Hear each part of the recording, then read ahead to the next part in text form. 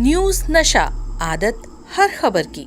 मोदी के चहेते मंत्री कहें या मोदी की मजबूरी कहें, अनुराग ठाकुर मोदी के फ्रेम में बेवजह फिट रहे। उसकी वजह ये ही थी कि मजबूरी कहें तो अनुराग ठाकुर की जय शाह के साथ में जो करीबियां रही, जिसके चलते अमित शाह ने मोदी को मजबूर रखा कि वो अनुराग ठाकुर को कहीं ना कहीं फिट करके रखें। कहने को तो वो मंत्री थे, लेकिन करने के लिए वो जय शाह के साथ थे। जय शाह के साथ क्या कर रहे थे ये सब जानते हैं। कैसे बीसीसीआई में थे जब अनुराग ठाकुर और जय शाह को बैसाखी बनकर पूरा सपोर्ट किया था, चलना सिखाया था। इन सब का कुछ तो बदला देना ही था। अमित शाह ने अनुराग ठाकुर को मंत्रालय दे दिया, लेकिन अनुराग ठाकुर क्योंकि ऐसे परिवार से ताल्लुक रखते रहे हैं जो कि नरेंद्र मोदी और अमित शाह की मुट्ठी में नहीं आने वाले थे, शायद इसी वजह से हिमाचल के चुनाव में अनुराग ठाकुर ने जहां पर पलटी मारने की कोशिश की थी, उसकी खबर कई गुना बढ़ाकर जेपी नड्डा ने आग लगाकर दिल्ली पहुंचा दी, जिसके चलते अनुराग ठाकुर के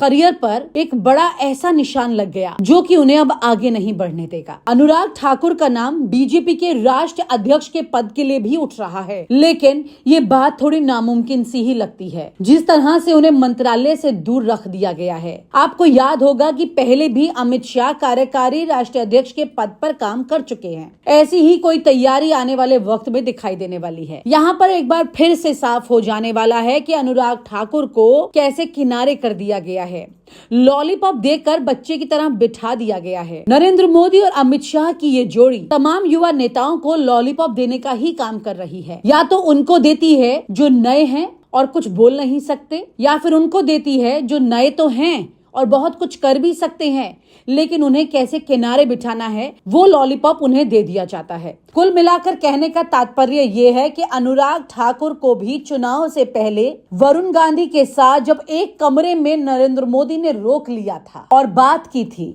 और ये बताया था कि किस तरह से अनुराग ठाकुर और वरुण गांधी के बीच में अंतर है, कितना अंतर है और ये क्यों अंतर है। जब वरुण गांधी की बात सामने निकल कर आई तो ये पता चला कि नरेंद्र मोदी ने अनुराग ठाकुर को कमरे में इसलिए रोका और ये कहा कि मैंने तुम्हारी कितनी मदद की, तुम भी राजनीतिक परिवार से हो, वरुण गांधी भी राजनीतिक परिवार से है, मैंने वरुण की मदद नहीं की, तुम्हारी मदद की, तुम्हें मंत्री बनाया, तुम्हें कितनी ताकत दी, लेकिन ये लीडर बन गया है, ये जनता में अपनी बात सामने रखता है और तुम ऐसा कुछ नहीं कर पा रहे हो। ये तमाम तरह के तंज नरेंद्र मोदी ने एक तीर से दो निशाने साधते हुए दोनों को ही दिए थे। एक तरफ वरुण गांधी को ये निशाना साधा था कि वो लीडर बन गया है। हालांकि सब जानते हैं बीजेपी में कि लीडर सिर्फ एक ही हो सकता है, वो है नरेंद्र मोदी खुद। ऐसे में उन्होंने वरुण गांधी पर अच्छा खासा तंज किया, क्योंकि कुछ समय से वरुण गांधी भी लगातार बीजेपी को लेकर कुछ ना कुछ बातें अपनी बयानबाजी में कर रहे थे और ये बातें लगातार मोदी जी को नागवार गुजर रही थी। इसीलिए उनका पत्ता भी साफ कर दिया, उन्हें टिकट नहीं दिया गया, ये बात साफ हो गई। क्योंकि अगर इस मुलाकात में उन्होंने वरुण गांधी की वाकई में तारीफ की थी तो उन्हें टिकट तो जरूर मिलता, लेकिन उन्हें टिकट नहीं मिला। वहीं पर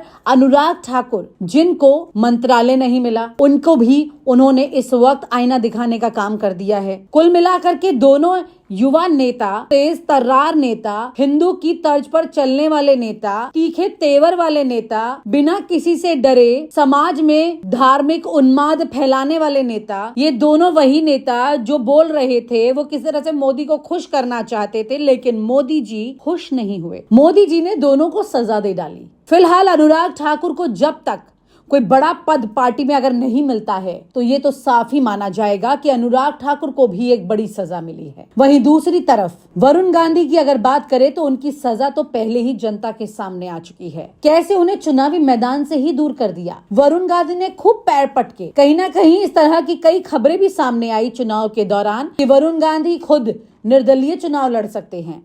उन्होंने कई पार्टियों के दरवाजों पर दस्तक भी दी, लेकिन कुछ हुआ नहीं। वरुण गांधी का स्वागत किसी ने किया नहीं। ऐसे में वरुण गांधी तो अपने घर बैठ गए, लेकिन लंबे वक्त तक ऐसा होगा नहीं। हाँ, वहीं पर अब अनुराग ठाकुर हैं, जो कि हिमाचल की राजनीति में अच्छा खासा दम रखते हैं। उनके सामने जेपी नड्डा हैं, जो कि हिमाचल की ही राजनीति से हैं। हालांकि नई नई कंगना भी आई हैं, जिनकी राजनीतिक जानकारी शून्य है, किसी तरह से कुछ अच्छी मीडिया बाइट जरूर दे पा रही हैं। लेकिन उससे उनकी राजनीतिक जानकारी पर मोहर लग जाए इतना जल्दी ये हो नहीं सकता। कुल मिलाकर के बात सामने ये है कि अनुराग ठाकुर के सामने इस वक्त जेपी नड्डा एक बड़े रोड़े की तरह आ चुके हैं। जेपी नड्डा के बाद अगर अनुराग ठाकुर को ये पद मिल गया पार्टी में राष्ट्रीय अध्यक्ष का, तो ये भी मुमकिन नहीं लगता है, क्योंकि पहले ही हिमाचल से जेपी नड्डा थे और अब एक बार फिर से राष्ट्र अध्यक्ष के पद पर हिमाचल से ही अगर कोई नेता आया तो आरएसएस भी यहाँ पर काफी ज्यादा बवाल खड़ा कर सकती है। ये कहा जा सकता है कि इन दोनों नेताओं को, जिनको मोदी जी ने अपने कमरे में रोका था, चुनाव से पहले दोनों का ही करियर चौपट कर दिया। तो जरा संभल कर रहिएगा और इन खबर पर नजर रखिएगा कि मोदी जी के कमरे में कौन नेता इस तरह से बुलाया जाता है। कितने पन्ने होते हैं कॉन्स्टिट्यूशन में? कितने कितने? ऐसा मोटा करके मत बताओ, पेज कितने होते हैं? रोज लेके घूमते थे, कभी खोल के पढ़ो तो सही। अरे पढ़ते हो नहीं, लहराते फिरते हो। अरे बड़ा संविधान संविधान संविधान करते थे, पहले संविधान बनाने वाले को उनको पानी प्रताड़ित करते हैं, अब संविधान दिखाते पढ़ते नहीं है। संविधान को कुचला किसी ने। यहीं सर यहीं नहीं रुके, इनके साथी वो भी चुनकर आए जिन्होंने इस पवित्र स्थल पर जय फिलिस्तीन का नारा लगाया है। ये जय फिलिस्तीन का नारा मंजूर नहीं है। क्या यही दिन देखना था अध्यक्ष जी? अरे जो मां भारती के लिए ना बोल सके, जो मां भारत माता की जय करने में जिनके मुंह में दही जम जाता हो, होंठ सिल जाते हो, वो जय फिलिस्तीन के नारे लगाएंगे? क्या हम उस दिशा में बढ़ रहे हैं? कभी ये लोग जय पाकिस्तान जय चीन भी बोलेंगे? ये दुर्भाग्य है अध्यक्ष जी, ये दिन। और मैं एक और कहना चाहता हूं, संविधान को बार बार हाथ में लहरा कर क्या करना चाहते हैं? अगर नेता प्रतिपक्ष अपने आप को संविधान के रक्षक कहते हैं, तो मैं चुनौती देता हूं कि वो सदन में आए और आश्वासन दें कि इमरजेंसी जैसी गलती कांग्रेस वापस कभी नहीं करेगी। आपको देश को कहना पड़ेगा। और मैं कहता हूं कि इमरजेंसी पर जब प्रस्ताव आया, तो क्या उस प्रस्ताव पर आप सहमत हैं और इसको शामिल होंगे, उनका समर्थन करेंगे? और यही नहीं, माफी भी आपको देश से मांगनी चाहिए। सभापति जी, संविधान is being tossed around like the world secularism was, devaluating and demeaning it, that too by a party who has forever been acting against the ethos of both the words। इन्होंने पहले कभी धर्मनिरपेक्ष शब्द का और कभी संविधान का दुरुपयोग ही किया है, और भी अपने लिए किया है। सच्चाई यह है कि जिन्होंने देश को संविधान दिया, वो बाबा साहब अंबेडकर को अपमानित, प्रताड़ित, पीड़ित और पॉलिटिक्स से बाहर करने का काम किया, तो आप लोगों ने ही किया था। अरे गौरव जी, दर्द होगा आपको, गौरव जी, दर्द होगा कांग्रेस को, क्योंकि आप लोगों ने ही बाबा साहब अंबेडकर के खिलाफ जो रचा वो देश जानता है, इतिहास गवाह है। दूसरी ओर प्रधानमंत्री नरेंद्र मोदी जी ने जब शपथ ली, तो उसके बाद संविधान के आगे माथा टेका, तब भी और इस बार भी संविधान को नमन किया और संविधान के अनुसार देश चलाने की बात की। और मैं एक बात और कहना चाहता हूं, बाबा साहब अंबेडकर के नाम पर पंच तीर्थ किसी ने बनाया, तो भारतीय जनता पार्टी एनडीए की सरकार ने बनाया।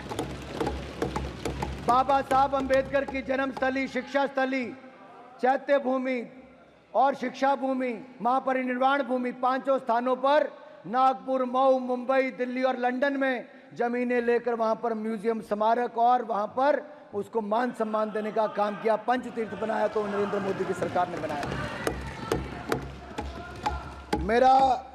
मैं आप सबसे एक और पूछना चाहता हूं, कितने पन्ने होते हैं कॉन्स्टिट्यूशन में? कितने? ऐसा मोटा करके मत बताओ, पेज कितने होते हैं? रोज लेके घूमते थे, कभी खोल के पढ़ो तो सही। अरे पढ़ते हो नहीं, लहराते फिरते हो। निकालो जेब से देखो, अरे निकालो जेब से देखो, नकल ही मार लो। बताओ कितने पन्ने होते हैं? अरे बड़ा संविधान करते थे, पहले संविधान बनाने वाले को उनको पानी प्रताड़ित करते हैं, अब संविधान दिखाते पढ़ते नहीं है। संविधान को कुचला किसी ने। माननीय माननीय सभापति जी, अगर संविधान को तार तार किसी ने किया था, संविधान को कुचलने का किसी ने काम किया था, तो वो भी आपने इमरजेंसी लगा कर किया था। देश आपको माफ नहीं करेगा। अरे 251 पन्ने होते हैं भाई साहब संविधान में, खोल के देख लो जरा। और माननीय सभापति जी, एक कहावत है, दादा आपको क्यों दर्द हो रही है? इमरजेंसी उन्होंने लगाई थी, आप ऐसे ही अपने उड़ता तीर ले रहे हो। बाद में मैं सभापति जी, मैं कांग्रेस की बात कर रहा हूं, ये तृणमूल कांग्रेस बीच में आ गई है।